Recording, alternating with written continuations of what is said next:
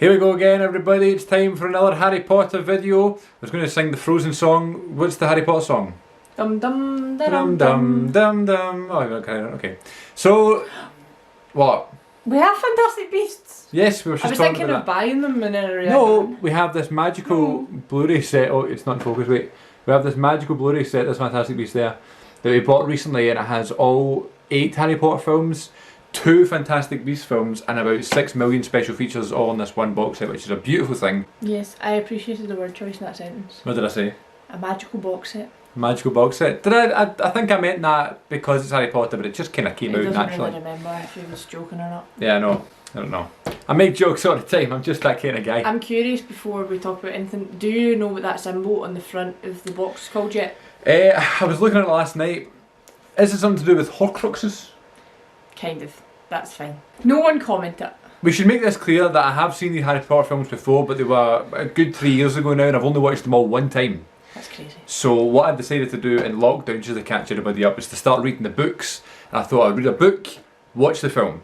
Read the next book, watch the next film. So far that's what I've been doing. I read Philosopher's Stone over about a month, then watched the film. Then I tried to read Chamber of Secrets within the month, and it took me about 2.5 months. I don't know why. But we were busier.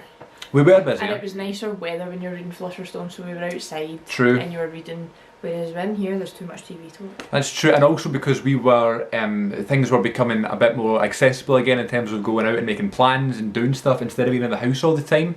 Like I felt I had that spare time to read, but then because like restaurants were opening again and the cinema was open again and shops were open again, I had less time to to sit about and read. So it did take me longer to read Chamber of Secrets. Also, just because I wasn't enjoying the story as much. Now, I should make this clear as well. When I did my first Harry Potter watch through in like late 2017, can you believe it was that long ago we did it? No, it feels like yesterday. In fact, it was even earlier than that because I did a podcast in August of 2017 about all 8 films, so I must have finished it before then. I said that the Chamber of Secrets film was my least favourite Harry Potter movie. Watching it last night, what we're going to talk about in this video for Chamber of Secrets, I have no idea what I was talking about because it was so good. However, you haven't seen the rest of them yet, so True. maybe. But True. I doubt it. But it was weird because I remember loving it when I first watched them. I loved the first one, was bored by the second, and it's not that I didn't like it or anything. I just thought it was a bit slow. It didn't have much pace to it, and not much happened. And then the third one came along, Prisoner of Azkaban, which I said was my favourite one. And I just think so much happens in Prisoner of Azkaban that I'm kind of looking forward to getting back to. And I don't know if it's just because I'd read the book previously, that when I watched the film for the second time last night, I was so much more invested. There's Dobby at the back. Look at Dobby. I'm loving this method of reading the book first and then watching the film. So we did one of these videos about Philosopher's Stone. And we I don't remember filming, but apparently I was there. It was back in end of July, I think. But here's another thing as well, because Rachel here is such a massive Harry Potter fan. She's actually just watched all the films with her pal. So how was it watching all through the films in a kind of rapid way, then go back to the second one now? It didn't feel that quick. I would have liked to have done it quicker. I want to do it all in, maybe not all in one sitting, but like watch as many as I can on one day, then the next day watch, like not obviously sleep at some point. Do it maybe over 3 days or something, watch all of them. That's a great idea. I want to do that because I don't have a good memory. Like I just instantly forget. Like obviously I've seen these films God knows how many times, but like I don't know. Like I just sometimes I'm like, right, what part were we on? Like what's going on? And like I was watching some of them with my friend and some of them not because we couldn't really do much because of like lockdown and all stuff. the restrictions and stuff, yeah. I feel like I paid a lot more attention when I was watching them with her. But at the same time, that was the first time she'd ever seen them and she didn't know anything about them, and so the whole time she was shouting theories and screaming and crying and being like, this guy's a bad guy, and then she'd be like, why is he doing that, and then 5 minutes later she'd be like, oh my god, I love him. And so it was very like, oh my god, like wait till she finds this out. And so I was just thinking of all the things, but it showed me how much I still don't know about them. Yeah. I was going to say, was that entertaining or frustrating when she was shouting a theory that you knew wasn't true? It was just more I didn't want to spoil anything, so yeah. I was just cautious that I didn't say anything. I don't think I spoiled anything. A lot of people did, and like especially TikTok spoiled a lot for her, and she was like, I'm not going to say anything, but I just saw this, and I was like, oh right. But which is always the worst. It was okay, but it was only annoying in Goblet of Fire because it was my favourite, and I was like, right. Okay, I want to watch this film. That'll be interesting when we get to Goblet of Fire with me watching it. Yeah, I've seen it enough now, it's fine, Doc. Now, as I said, I have seen the films before, and it's not because I have got this horrible memory. I'm actually quite good when it comes to films and stuff. I do have a pretty bad memory in general, but with films and things that I'm interested in, like wrestling and TV and stuff like that, and sports, I kind of have a better memory in terms of remembering certain things. But the Harry Potter films, I don't know if it's just because around that time I was in drama college all the time and stuff, and I was just tired more, that maybe I was dozing off, or maybe I was so tired that I remember seeing a film called If Beale Street Could Talk in the cinema, and it was right after I did a show with like a 6:30 start in the morning, and I physically could not tell you one scene in the film, and it was only about a year and a half ago, you know what I mean? I actually saw it in FOP, the DVD shop, yesterday, and I was like, that's that film. I have no idea what happens in the film. So I think that does happen, and considering the fact that those films, you know, I watched Harry Potter all those years ago now, it's so nice and refreshing. It's almost like I'm watching them again, but with a better sort of mindset, and I'm more interested this time. One of the things I say all the time is that I think it's really important to rewatch films, because now I think Rachel's noticing that now with this watch through of Harry Potter, and it doesn't mean rewatch it for a second time, I mean rewatch it as many times as it needs or as you want, because then you learn so much. You pick up wee things, don't you? I recently saw Back to the Future in the cinema, which I'm going to make a video about, and I've seen Back to the Future 10 times, but there was still things that I was going, oh, I mean, Back to the Future is a good example because there's loads of that sort of stuff, but just because it was a different setting and it was view number 24 or something, you know. That was something I didn't say to you, that there's a lot of stuff, obviously I'm not going to tell you stuff in it, but because things I still don't want to spoil it for Chris because he can't. In case I forgot it, or you know what I mean? So, there's still things going to happen. When you're like reading the book, like you don't want it thingy, but there's a lot of like, I'm realising this time around, because I'm not really paying as much attention to the story because I already know what's going to happen. Yeah. There's a lot of like, what's it called? Like imagery, like foreshadowing sort of thing.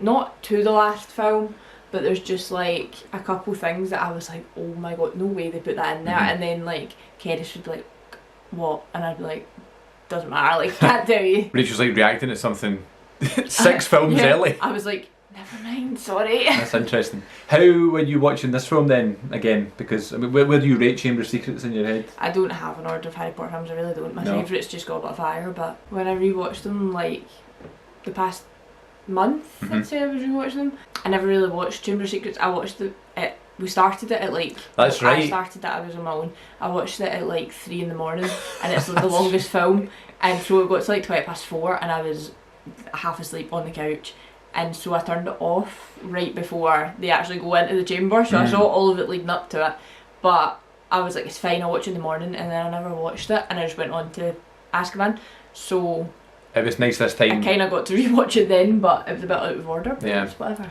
When I was reading the book, because it was so over like such a long time this time, and it was taking me longer to actually read the book, sometimes, say for example I read 3 chapters in the one day, right, and I wouldn't go back to the book for 8 days. I was like trying to give myself a wee bit of a recap or whatever of the previous chapters beforehand. So then when I was reading it, I was a bit, oh, what's this again, and trying to remind myself. So when we watched Philosopher's Stone with the film and stuff, I was like, I'd just finished the book and it was fresh in my head, so I was giving Rachel a commentary of all the wee book moments, right? But this time round it wasn't about that, it was more about just the film itself, and I kind of liked that. I think that made me enjoy the film even more. This film's really funny actually.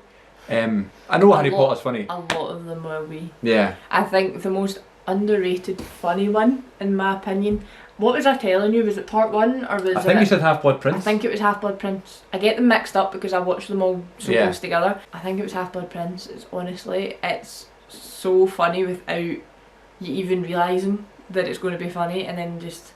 Even at times it's not supposed to be funny, it's such a good film. I loved the... I will spoil some parts of Chamber of Secrets in this video, by the way, if that wasn't obvious.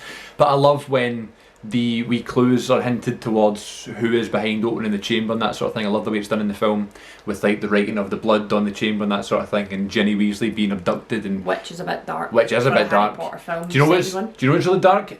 The state Hermione's in when she goes into the hospital wing and she's like frozen like that. I thought that was really dark, and I thought it was quite like, not violent, but kind of disturbing a wee bit, because it's like one of the most beloved characters and she's such a young girl, you know what I mean?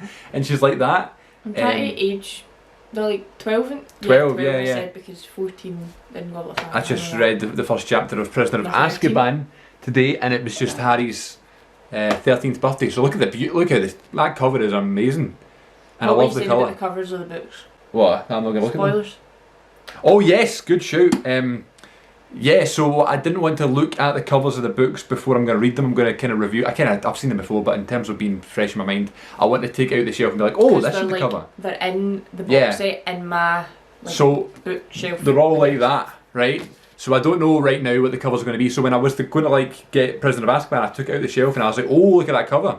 And then I was looking at the cover of Chamber of Secrets, and it's just the end scene on the cover of the book. Is it going to focus? And there you go, right? So. Because my face was in it. So you've got Harry with a sword that he gets out of the Sorting Hat, which is a big spoiler. Then you've got the actual thing that's inside of the chamber, which is a basilisk. A basilisk. Basilisk. What did I say? A basilisk? You butchered the name of that, okay. So what's it called? A basilisk. A basilisk. Even when I was trying to read it in the book, I was like trying to spell it out myself. myself. Saying that wrong as well, but it's basilisk. Right, and even the big snake dragon thing has got blood coming out of his eye because Fox, Dumbledore's Phoenix thing, goes and bites his eye, which is a pure big moment of the end scene. And I was like, my god, that's the end scene, end chapter on the cover. I know it's a kind of cool cover, but and obviously throughout the month reading it, I've been looking at it. But it's not as if I went like, I wonder if that's the ending. You know what I mean? I did say though, like they're definitely not the original covers. Yeah, they're definitely not. So I presume they're replicas of the film rather than the other way about. Than the film tried to resemble the book covers. So I'm looking. I don't think it's as bad because I feel like these are like collector's ones. You would already know the books or the films. Exactly. These are re-releases. I'm looking at the cover of this one, and I don't know the ending of the book, and this one's a bit less obvious. But I do remember this thing in the film, so I'm looking forward. What thing? Point you show me? This thing. Alright, okay. So I'm looking forward to that coming back up and seeing what the cover's all about. It's the Night Bus. I remember that from Universal Studios more than anything. And that's so funny. When we were in Universal Studios in the summer of 2018, I had watched the films, recently about a year, so it was still kind of cool. Now, whenever we go, I'm sure we'll go back at some point. Looking about now, I think I'd freak out. Why did we not rewatch the film? Or even me, because you had just watched them. I know. I watched them with them, but I don't like. I don't think we're prepared though. Do you know what I mean? Well, the Harry Potter stuff's going to be cool. We didn't do any of that for anything in Florida. There's so much we could have watched to get into it. Disney films. I don't know. I just wish we'd done that. I know we're on Chamber of Secrets, not Prisoner of Azkaban, but I'm looking at this cover now and I've just realised that's Dementors. Before, when I was looking at it, I just thought they were trees. So that's going to be interesting, seeing where that goes. Oh, this is so entertaining for me. It's so weird because I have seen them before. I know. Anyway, back to Chamber of Secrets. Really good film. I love the flying car scene. I love Dumbledore's wisdom. I love, we were talking about this last night, I love Hagrid's favouritism and Dumbledore's favouritism, but I love Hagrid's soft spot he has for the three of them. The Golden Trio. And I love when Hagrid, because he's sent away to Azkaban prison, which is another wee thing I love. That, like, I didn't expect that when I was reading that. The chapter when it's like, oh, Hagrid, you've been sent away. And he goes, not Azkaban. And I was like, oh, Azkaban, the next film. A lot of... so that's another thing I noticed this time around. So my friend, when we were watching them, was like, why are these kind of predictable? Like, you can kind of tell what's going to happen. Like, by the third film, she's like, this person's going to turn into the bad guy because they're making it look like there's a good person. I'm not feeling that at all yet. Saying stuff like that, right? What I did say though was like, every part of the films are so essential to the next film, and it's something that nice. I find so like clever, like how they linked them all together. Like, you hadn't heard of Azkaban before. Exactly. But you need to know it before you watch the third film, and it's the same with especially Quidditch, for example. Right. That's important to things, and it all thingies into the next films, which is obviously done because she wrote them. Yeah. But I don't know. She who will not be named. Yeah. Well, it's on before though. Yeah, good stuff. I loved Chamber of Secrets. I'm very happy we watched it in this manner. I'm very happy that we did it in this sort of. I'll read the book first and then watch it because it just gave me a more appreciation of the film. I like that in Chamber of Secrets, this is something I want to say about Chamber of Secrets, that there's so many improv bits and unscripted bits that were left into the film. It's probably the same with a lot of the films, but for example when Draco's like, I didn't know you know how to read, to his friend, that's so funny because Tom Felton was 12 and coming up with that, and it's so funny. And what was the other bit that was made up? Harry says something. Lucius Malfoy. Lucius says to him, like, I hope you're always around to save the day, and he's like, I will be. He's like, don't worry, I will. And that's like in the trailer. We watched the theatrical trailer. It's so funny because that wasn't even in the script, but it's like so. Like, it's in character. I know. You'll probably find that with loads, not just Harry Potter, but loads of films, that if you become pure obsessed with your character, then like you'll have just things on the top of your tongue to say, you know. There's a lot of it in Harry Potter. There's a lot of deleted scenes, not just the ones we watched last night, but there's one in particular that I'm not going to talk about because it's a spoiler for something really far in the future. But there's one scene that was deleted out of Harry Potter that I think everyone on the internet is like, why did you delete this? Like, it's so bad. Well, there's the scene in Chamber of Secrets where they become Crabbe and Goyle, which is really well done actually. But then there's the deleted scene where Harry and Ron come out and they're transforming back into Harry and Ron, and they see the real Crabbe and Goyle. Remember? Why? It was like a 30-second scene, and it was so good. It kind of added that kind of joined up the dots a little bit for that, you know, sort of transformation back into their actual real selves. I did think that bit was a bit kind of rushed, where they're, oh, my hair's shown and the scar's shown, and then they're just immediately back to the original form. That was just one thing that I thought about that they could have done probably. They could have added in that deleted scene and made the film a little bit better. I wonder if they just worried the films were getting too long, no one's going to care. But then, like, now, 2 hours 40 this one was. In hindsight, like, what would the difference of, 5 minutes of deleted scenes? Yeah. Really, but then 10 minutes? You made the point last night, and you went, well, then there wouldn't be any deleted scenes. Well, that's true. Bloopers rather than deleted scenes, I suppose, but yeah. Well, there you go. There's Chamber of Secrets, another Harry Potter film checked off the list, and we'll try and chat about all 8 films here on the YouTube channel as we progress over the next 6 months or so. I will continue to wear Hufflepuff colours. There you go. Yeah. So yeah, Chamber of Secrets, big thumbs up. More of a thumbs up than I would have given it before, so that's always a good thing. Anytime you can change your opinion on a film for the better, I think is brilliant, and it's the reason why you become like a film watcher and a film buff, because you want to learn more about the films, and I just think that's the best way to go about it. So I'm looking forward to Prisoner of Azkaban because I'd said it was my favourite film beforehand, and now I'm enjoying the process of reading the book and then watching the film. I wonder if this one will continue to be my favourite, or if it will let me down. And your characters, I'm intrigued to see who your favourite characters are. Because in so the next far, film? well, no, just of all, because so far your favourite's Hagrid. Hagrid. But like he's, like that's fine, but like he's right from the start, so there's a lot you don't know yet, so it's interesting to see if there's anyone else. Okay, cool. Well, thanks for watching everybody. Let me know what you thought of the video in the comments, and let me know what you thought of Chamber of Secrets. What's your favourite Harry Potter film / book? Any advice you've got, spoiler free advice, for me going forward on this Harry Potter journey here in my life.